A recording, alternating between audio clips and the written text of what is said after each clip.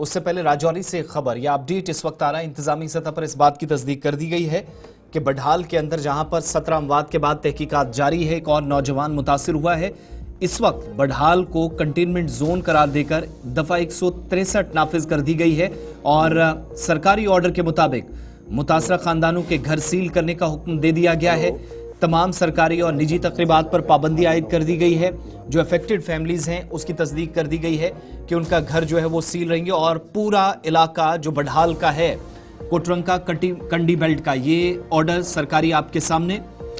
तमाम तरह की तकरीबात पर न सिर्फ पाबंदी बल्कि इस ऑर्डर के मुताबिक हर तरफ से तहकीकात हर एंगल से जारी है और इन सब के बीच में बडहाल को जो मुतासरा खानदानों के घर हैं न सिर्फ वो सील करने का फैसला हुआ बल्कि इस पूरे इलाके को, जो मुतासरा इलाका है बडहाल गांव है, 3 मुख्तलिफ जोन्स में तकसीम करके तहकीकात आगे बढ़ाने का फैसला किया गया है।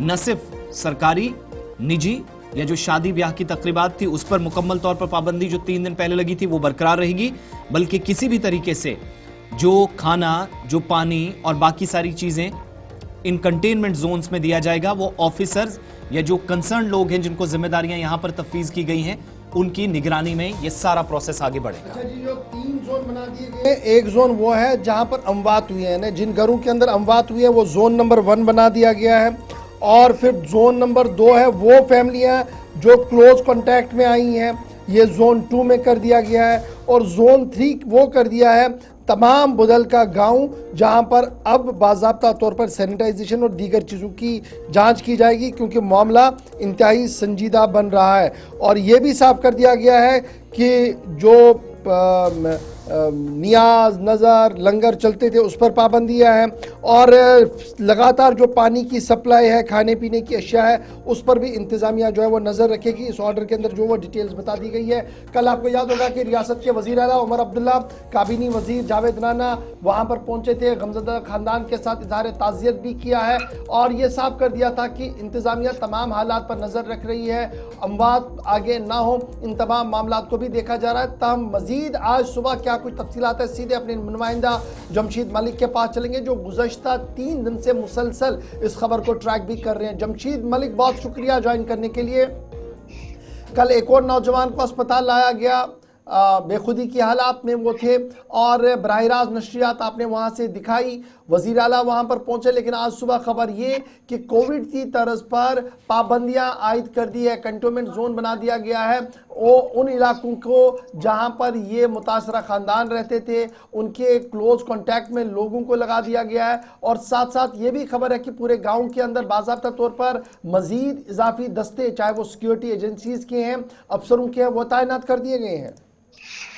और ये खबर इस वक्त बड़ी खबर और भी निकल कर यहाँ से सामने आ रही है। इस वक्त कंटेनमेंट जोन में तब्दील कर दिया गया है और दूसरी तरफ ये जो फैमिली है, इन फैमिली को यहाँ से शिफ्ट किया जा रहा है। इस तरह की खबर हमारे पास आई है, खास करके वो फैमिली जिनमें से लोग मुतासर पहले पाए गए या जो अब दोबारा पाए जा रहे हैं, 3-4 फैमिली को यहाँ से शिफ्ट करने का ऑर्डर भी दे दिया गया। इस तरह की हमारे साथ पास आ रही है और दूसरी तरफ पूरी तरह इसको कंटेनमेंट जोन में तब्दील कर दिया। उसकी बड़ी वजह है कि कल वज़ीर आला ने यहाँ पहुंचकर ये कहा था कि जो हो गया वो हो गया, मगर ये चाहते हैं 17 के 18 ना हो। मगर उसके बावजूद ये केस सामने आया जिसमें एजाज दोबारा मुतासर पाया गया और एजाज पिछले कई दिनों से जम्मू के अंदर था। कल ही जो आखिरी बच्ची असलम की जिसकी मौत हुई थी उसकी डेड बॉडी के साथ जम्मू से बडहाल पहुंचा और कल रात दिन भर वो नॉर्मल रहा, शाम को उसकी तबीयत भी खराब हुई। उसके बाद अब संजीदा होता जा रहा है काफी ये केस। इसको देखते हुए अब इस एरिया को कंटेनमेंट जोन में तब्दील करने के बाद इन फैमिली को वहां से शिफ्ट करने की खबरें भी निकल कर जरूर सामने आ रही हैं।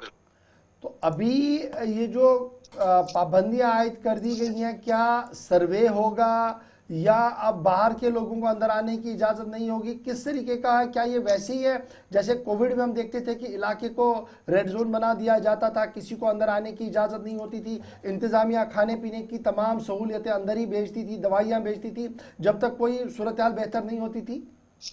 बिल्कुल गौर, वैसे ही सूरत हाल यहाँ भी नजर आ रही है, क्योंकि यहाँ ये देखा जा रहा है कि इस फैमिली से ही सभी लोग मुतासर पाए जा रहे हैं। उसके बाद यहाँ तक लगातार ये मामले बढ़ने ही शुरू हुए। इन चीजों सबको देखते हुए इंतजामिया की तरफ से पहले ही जो खाना पीना था इन फैमिलियों के लिए इंतजामिया की तरफ से तैयार किया जाता था।